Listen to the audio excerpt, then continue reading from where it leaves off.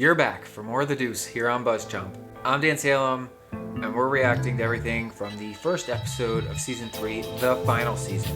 We'll dub this Light the Fuse. I'm Mandy. I'm Dan. Subscribe to BuzzChomp. Woo! Happy New Year!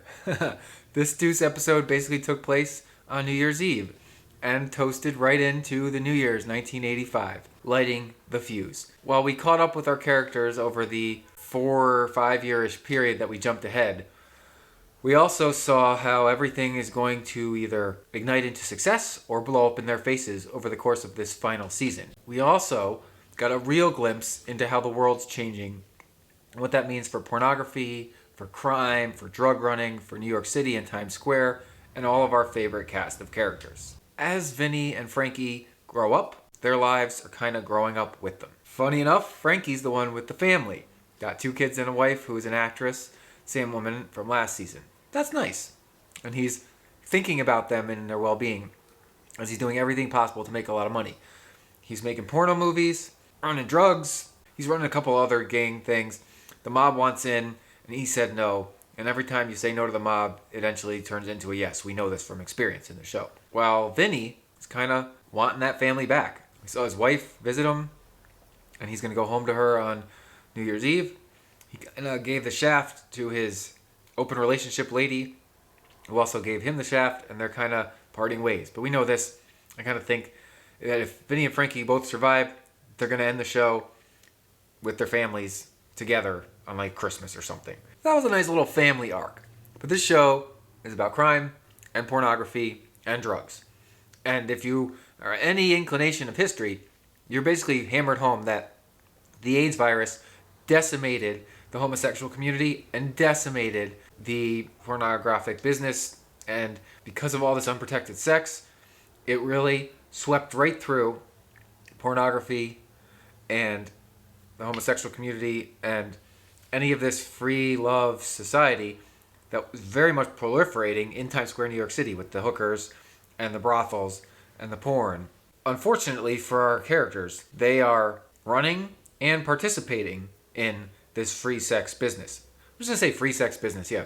We saw the anti-porn protest. We know that obviously doesn't do anything, and they've kind of hinted at that. And I'm not sure what they're going to do, but ultimately porn gets cleaned up. And if it's because of AIDS, or AIDS was just to help an impetus, you need to clean up the porn industry. You need to legitimize it and give it some standards of actual filmmaking. That's what Candy wants to do, but the industry doesn't want to pay for that. She's dealing with the classic artist struggle. Oh, I must sacrifice my art to make money. That is what a business requires of you.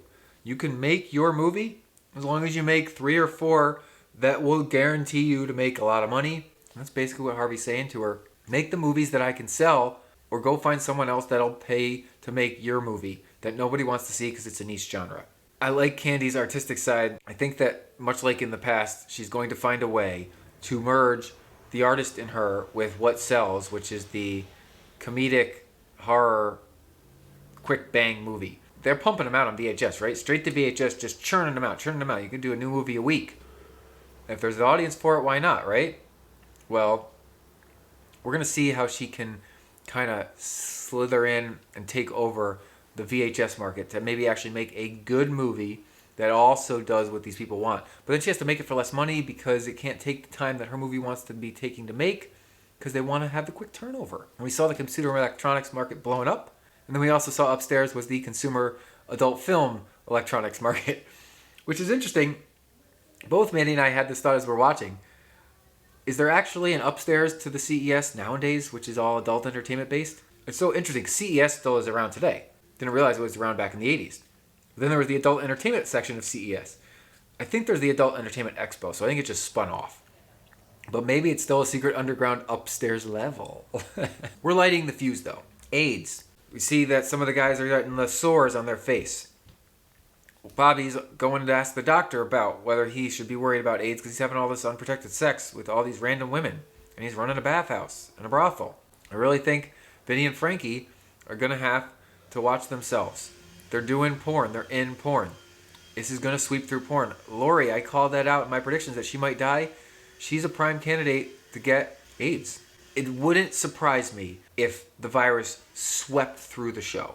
Just much like it swept through history, there's a certain type of person that it greatly affected. But our show is about that certain type of person that is either having a lot of unprotected sex, a homosexual, or both.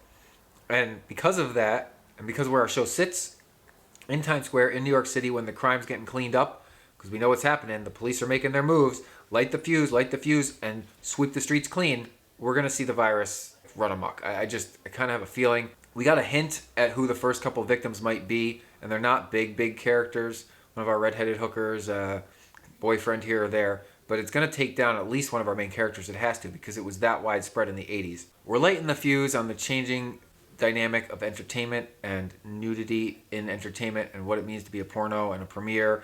And we're lighting the fuse on the mob's involvement in all this because they're getting pushed off the streets. Their bathhouses and brothels are going to have to get closed down. So what are they going to turn to? Are they going to sweep right into porn? What are they going to do? Some of them are running drugs on the side. It's not a sustainable business, even if they've been sustaining it for a couple years. And that's why I said the fuse was lit at the start of this episode. 1985 rolled in, and they all are seeing prosperity, but we know that death, destruction, and a clean way of living is coming to Times Square, New York City. Thanks for watching. I'm Dan Salem, and this was my reaction to the first episode of Deuce Season 3, the final season here on BuzzChomp. It was a really fun episode. We picked up where we left off, but then we're in the future. We see the maturity, the age, but we also see that everyone is still a little bit the same at heart. Comment below. You got your predictions for the season now that it's kicked off. I really like these time jumps between seasons. All bets are off. Thanks for watching BuzzChomp. Subscribe and share. Subscribe and share. Subscribe and share. Share. Woo!